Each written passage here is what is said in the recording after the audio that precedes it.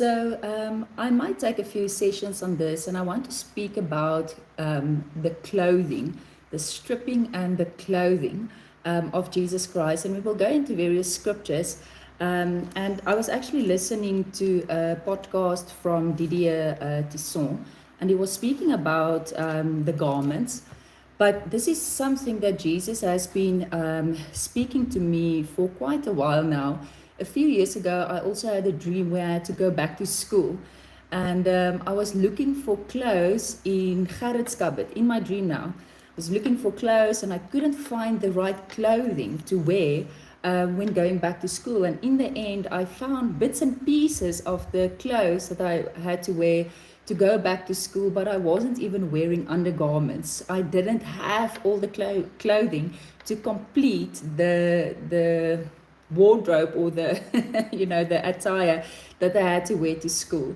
So since then, actually, Jesus has been highlighting certain things for me and speaking to me about being clothed. And today, the first thing I want to speak about is about the stripping. So before you can close, you need to strip. Okay. So let's read the verse and then we'll go into a bit of detail. So Hebrews 12 verse 1 says, "Therefore then, since we are surrounded by so great a cloud of witnesses who have borne testimony to the truth, let us strip off and throw aside every encumbrance, the unnecessary weight, and that sin which so readily clings to and entangles us.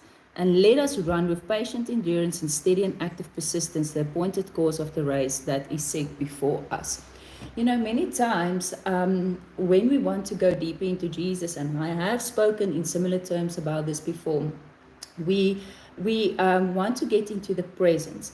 We want to clothe ourselves with certain things. We want to pray in the Spirit. We want to soak in the presence of Jesus. We want to get into the Word, and all of that is very good. Okay, so we will get into that this week. But I almost want to say, and it is not a linear thing. Okay, so it's obviously a cyclical thing. There is a stripping before there is a clothing. Okay, before you take a shower, you take off your clothes, and then after you took a shower, okay. And the first thing is obviously when you get born again, you change garments with Jesus. He takes away our filthy garments and he gives us a robe of righteousness. So that is absolutely the first stripping and clothing that we experience when we get to know Jesus, when we become born again. Okay. But then there's also a continuous stripping and clothing that happens as we grow in our relationship with Jesus, as we deepen, as we manifest more of Him that is already in our spirit man, and it comes to the forefront in our soul and in our bodily dimension. And what Hebrews 12 verse 1 is saying is that we strip off sin and unnecessary weights. Okay, so just those two. The sin, you most probably, I mean, that is the obvious thing. If there's still persistent sin in your life, you need to take this to Jesus so that you can get rid of it. Now, I know sometimes it's easier, some things are easier, some things take a while, some things are maybe affecting other people, some things are only affecting you. Whatever it is, we need that constant laying down of the flesh to ask Jesus to take away the sins that we struggle with. Okay, so the answer from Jesus' side is always, you're forgiven. Bring it to me. It's been dealt with. Okay, so there's no condemnation in that, but it is something that needs to happen. And then the second thing is that weight that so easily entangles us.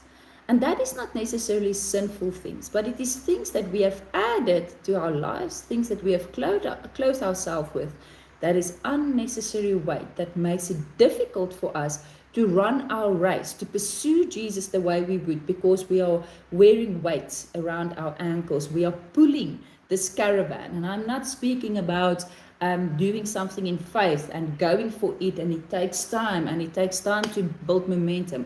I'm speaking about the unnecessary things. So the only question is that you have to ask God, should this be in my life or not? and follow through on that. If he says get rid of something, get rid of it. If he says keep it, because it will help you to gain momentum. Okay, so that's all for today. I will check in with you tomorrow and we will continue on this subject. Bless you.